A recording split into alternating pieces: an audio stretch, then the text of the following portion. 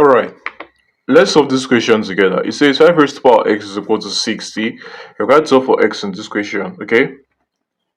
Now the first thing we can do is to say that 60 is equal to 12 times 5, okay?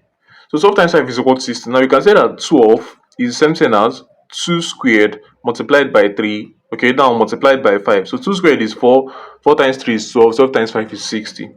Now you can now say that 5 raised to the power of x is equal to 2 squared multiplied by 3 multiplied by 5.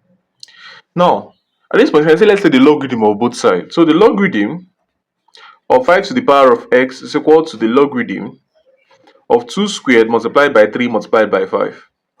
Now this logarithm we're going to take it in the base of the number carrying x. The number carrying x here is 5, so we take the log in base 5 of both sides.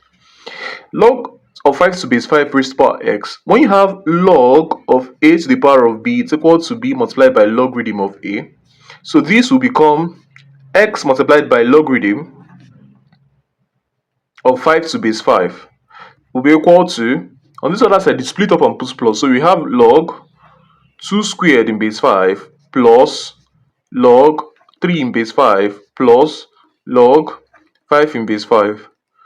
Now, log of a number to its own base is 1. So log of 5 to base 5 is 1. 1 times x is x is equal to, these places you have 2 multiplied by log of 2 to base 5. Then we have plus log of 3 to base 5. We have log of 5 to base 5 is 1 as well, so we have plus 1. Okay, so this becomes the answer for x in this question. Thanks for watching. What's going on, guys? It's Fortune here editing this video. As you can see, about 99% of you guys are not subscribed to the channel, so please subscribe, like, comment and share my videos, as this helps to push my videos out to more viewers out there.